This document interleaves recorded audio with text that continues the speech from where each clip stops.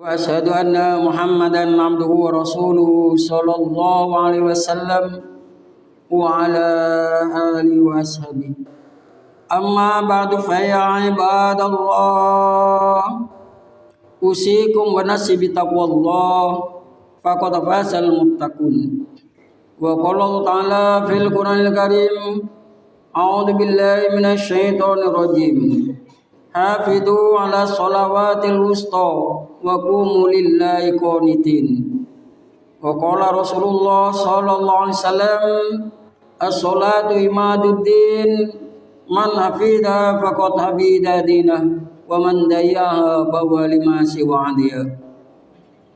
Para saudara jamaah yang dirahmati oleh Allah Subhanahu wa taala, marilah kita senantiasa selalu menertibkan dan meningkatkan takwa kita kepada Allah. Karena hanya takwa inilah sebaik-baiknya bekal menuju akhirat kelak untuk menghadap Allah di surganya. Wa tazawwadu fa inna khairaz zadi taqwa. Berbekalah kamu sekalian, sungguhnya sebaik-baiknya bekal adalah takwa. Wahdaru asbab asatil jabbar fa inna jazamakum 'alan nari la taqwa. Dan hindarkanlah hal-hal yang membuat Allah murka, karena jasad kamu sekalian tidak akan mampu di dalam neraka. Salawat dan salam semoga tetap tercurahkan pada junjungan kita Nabi besar Muhammad sallallahu alaihi wasallam sebagai penegak panji-panji tauhid, pembimbing mental seputaran umat yang telah melaksanakan pengabdiannya lebih kurang 23 tahun bertabur salah, memberikan tuntunan dan suri tauladan terhadap semua umatnya untuk menuju kebenaran, meninggalkan kesesatan.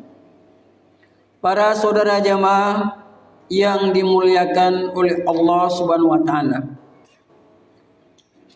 dalam menjalani kehidupan di dunia ini, satu-satunya jamaah dari kita masing-masing mempunyai kewajiban yang harus kita laksanakan, tidak bisa kita tinggalkan di mana saja berada, bagaimanapun juga keadaannya.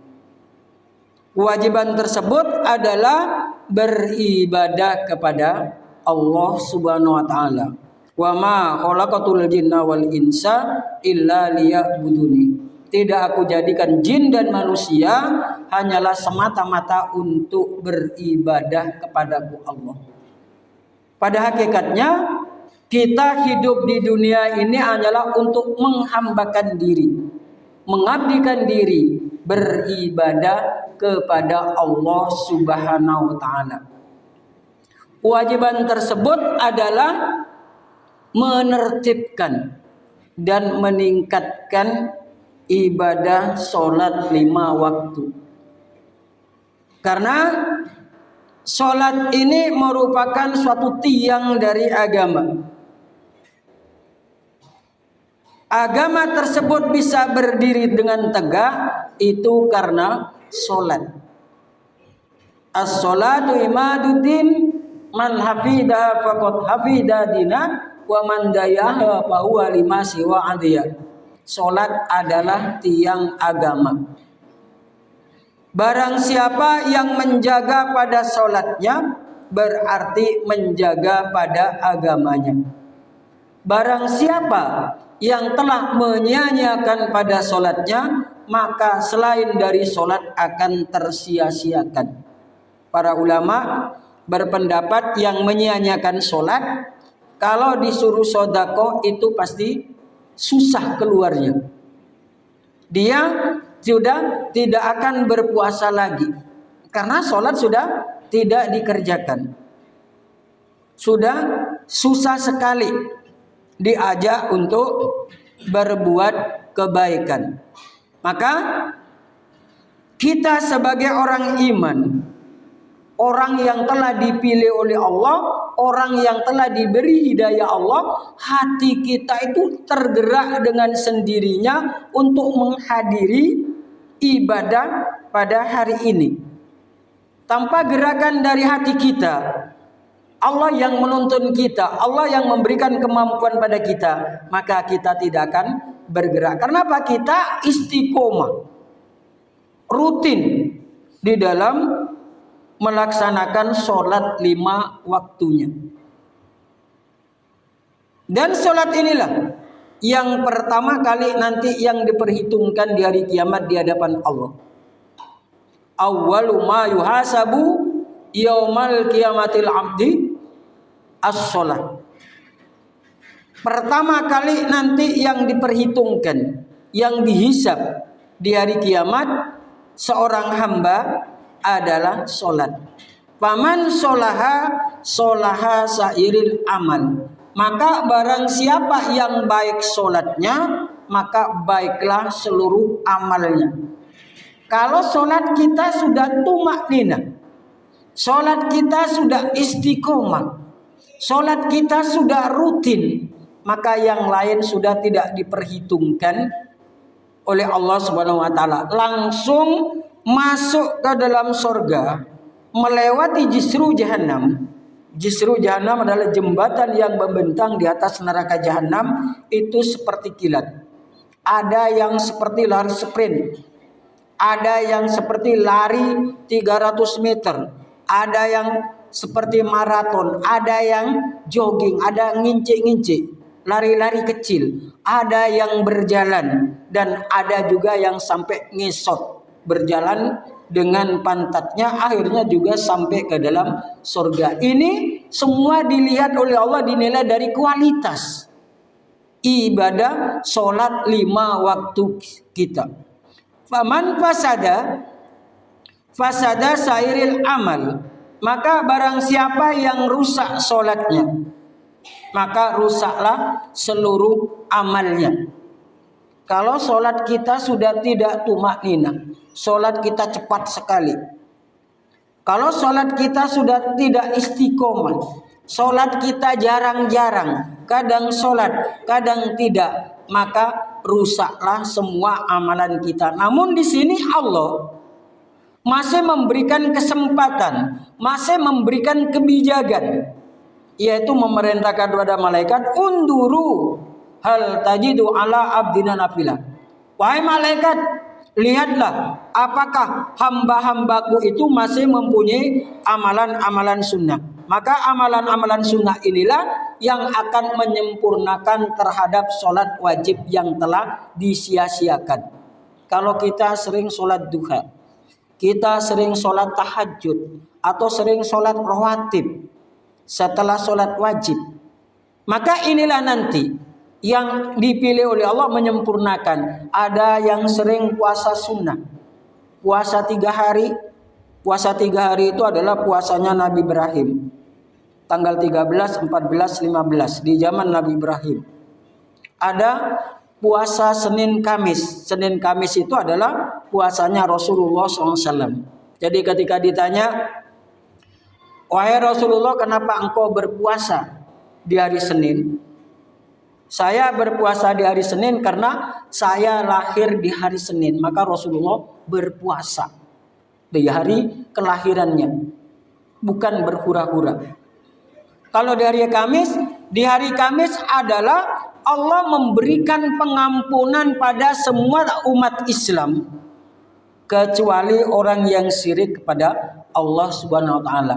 Maka Rasulullah berpuasa di hari Kamis. Maka di hari Kamis Allah memberikan pengampunan. Maka di hari Kamis itu memperbanyak istighfar kepada Allah, memperbanyak zikir kepada Allah. Karena istighfar dan zikir kepada Allah ini nanti ada nilainya untuk menyempurnakan sholat yang wajib yang kita sia-siakan. Yang dimaksud dengan menyia-nyiakan sholat itu seperti apa? Apakah tidak sholat? Sholat, tapi sholatnya kurang sempurna. Sholatnya tidak tumakninah, ngebut sholatnya, ruku dan sujudnya tidak karuan, apalagi sudah terlambat, ngebut sekali. Atau sholatnya ya seperti itu, kurang sempurna. Terkadang sholat kita itu kita sholat tapi hati kita, pikiran kita ada di mana-mana. Ini semua pasti terjadi, siapapun orangnya. Karena Iblis selalu berusaha menggoda anak Adam, ini janjinya kepada Allah. Allah memberikan tempo. Allah memberikan, dipersilakan mengganggu anak Adam. Itu. Karena apa? Gara-gara Adam saya dimasukkan ke dalam neraka, maka saya minta tempo akan mengajak anak Adam sebanyak-banyaknya untuk masuk ke dalam neraka. Maka iblis mengutus anaknya dan bala tentaranya yang bernama Kanza, yaitu diutus untuk mengganggu orang yang sholat. Di dalam riwayat Bukhari dijelaskan ketika adzan dikumandangkan dia lari terbirit-birit. Setelah selesai kembali lagi. Sholat dikomatin lagi terbirit-birit. Tapi setelah sholat kita sudah khusyuk, Allahu Akbar. Dapat 2 rakaat dibisikin, utkur kada, utkur kada, utkur kada. Ingat ini, ingat itu, ingat ini, ingat itu. Terkadang kita sholat Jumat, umpamanya masalah di kantornya selalu teringat kantornya yang dipikirkan. Jadi sholatnya itu sudah tidak ingat sholat lagi. Bagaimana kalau terjadi demikian? Ini siapapun, bahkan Rasulullah sendiri pernah terganggu, yaitu sholat 4 rakaat. Sholat zuhur beliau sholat 2 rakaat. Abu Bakar dan Umar tidak berani menegur, yang berani adalah Dzulyaden yang mengingatkan. Dzulyaden adalah orang yang mempunyai 2 tangan kanan. Maksudnya berada di 2 tangan kanannya Rasulullah. Ya Rasulullah, apakah sholatnya dikosor? Tidak. Ditanyakan pada Umar, benar Umar? Benar. Benar Abu Bakar? Benar. Akhirnya Rasulullah menambah 2 rakaat dan diakhiri dengan sujud sahwi.